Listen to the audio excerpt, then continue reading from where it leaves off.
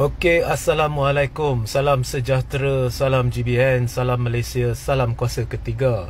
Jadi saya minta maaf live lambat sedikit sebab hujan terlalu lebat. Okey, jika audio jelas boleh tolong maklumkan dan sila share ramai-ramai. Dan pastikan anda scroll ke bawah Facebook Regi JC Ritaudin dan dengar ulasan saya semalam berhubung dengan perkara-perkara amat penting. Ya, anda boleh rujuk sendirilah.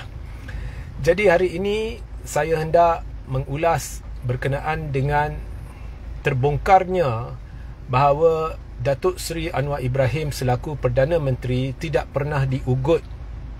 Dan saya anggap berdasarkan apa yang Anwar beritahu ketika berdiri di stadium dalam perhimpunan bagi memperjuangkan kononnya orang Palestin yang dianjurkan oleh kerajaan, bahawasanya Anwar telah diugut dan gambarannya adalah diugut oleh kuasa barat.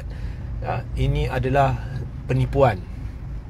Dan nasihat saya kepada PMX, hentikan penipuan sebab dah banyak kali terbongkar perkara-perkara yang tidak benar yang telah dilafazkan oleh PMX. Jadi rakyat pun sudah mula, malah dah lama mengatakan bahawa PMX buka sahaja mulut bohong. So benda ni sudah jadi satu catchphrase yang sedang dinyatakan oleh ramai orang. So perlu hentikan, kalau tidak rakyat tidak akan percaya sepatah pun yang dikatakan oleh Perdana Menteri. So saya telah menekan, ramai pihak telah menekan Perdana Menteri untuk membongkarkan pihak yang kononnya mengugut Perdana Menteri, kerana Perdana Menteri telah membebankan rakyat membebankan dan melibatkan rakyat dengan pembongkaran di pentas perjuangan Palestin. Kononnya dia diugut. Jadi bila beritahu rakyat, ia sudah jadi urusan rakyat, dan yang lebih penting jadi ia jadi urusan keselamatan negara. So bila sesebuah negara diugut dan negara itu kemudian berdiam, itu sudah jadi petanda negara takut. Jadi bila Anwar tidak ingin membongkarkan negara mana yang ugut, timbul banyak persoalan. Mengapakah Anwar bebankan rakyat dan libatkan rakyat kalau tidak ingin membongkarkan negara mana yang terlibat? Dan kedua, jika negara diancam, jadi satu faktor keselamatan, tetapi rakyat tidak ditunjukkan bahawa negara telah mengambil langkah seterusnya, iaitu dengan menghantar protes atau bantahan atau memanggil duta, ia menunjukkan negara takut. So timbul soal pula, Anwar kata dia tidak takut, tidak gentar, tetapi tindak tanduk dia menunjukkan dia takut. Dan yang ketiga, timbul persoalan, in the first place, mengapa perlu sebut benda tu? Rakyat dah tidak gentar, tidak takut, dia turun ke stadium. Anwar tidak perlu bebankan rakyat dengan masalah yang dia hadapi dengan dunia luar. Kalau diugut, ambil tindakan sewajarnya. Malah Tun Mahathir, dia tidak perlu beritahu rakyat, saya tidak gentar, saya tidak takut. Dia hanya bersuara terus dan menerusi kata-kata dia yang lantang mengkritik PM Israel maupun US secara rasmi. Ketika dia jadi Perdana Menteri, rakyat dah tahu menerusi tindak tanduk Tun Mahathir. Tun Mahathir seorang yang berani, lantang bersuara dan tidak gentar. Malah satu dunia tahu dia adalah seorang wira dunia Islam dan wira Palestin. So actions speak louder than words. The Perdana Menteri has failed in that department. Dan apabila ditekan, saya tekan, ramai tekan, akhirnya Perdana Menteri mendedahkan bahawa sebenarnya ada satu notis dimarche dalam bahasa Perancis. So it's called dimarche notices. Notis lah.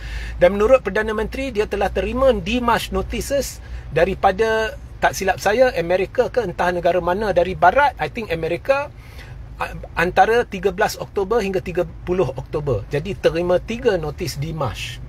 Dimarche ini sebenarnya adalah sama ada satu pertanyaan ataupun pemberian pandangan ataupun perkongsian pendapat oleh satu-satu negara kepada negara lain.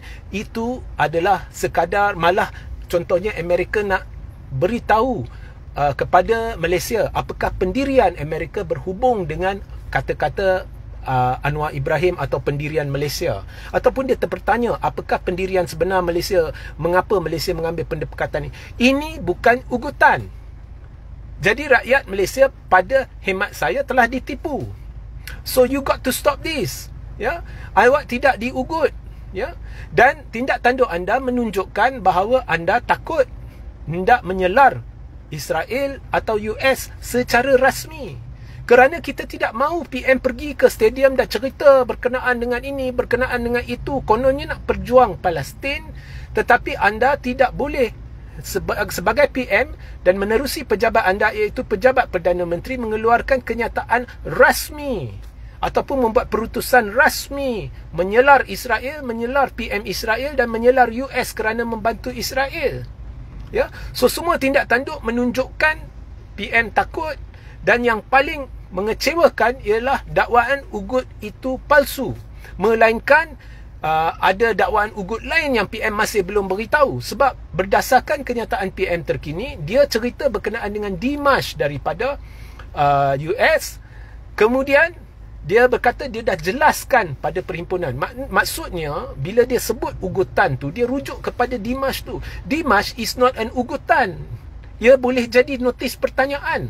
Sekarang saya cabar PM terbitkan secara hitam putih demarch itu supaya kita boleh lihat dan nilai sendiri. So, I mean stop it, because apa yang PM kata tu sudah melibatkan keselamatan negara. Dan apabila anda sudah libatkan keselamatan negara sehingga pihak berkuasa terpaksa keluar kenyataan dan menyatakan bahawa mereka telah tingkatkan keselamatan, dan rupa-rupanya benda itu palsu, ya.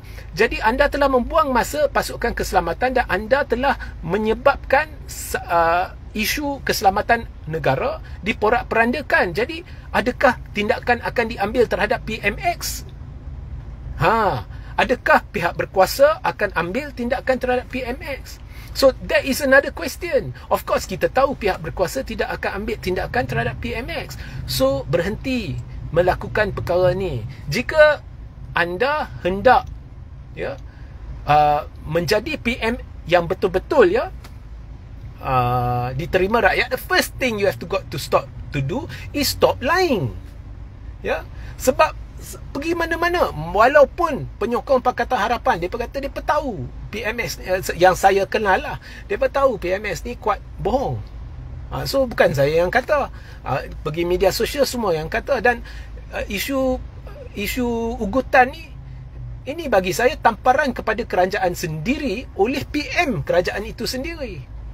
So itu sahajalah penjelasan saya berhubung dengan isu ugutan ini. Sehingga kita berjumpa di live seterusnya. Assalamualaikum, salam sejahtera, salam GBN, salam Malaysia, salam kuasa ketiga.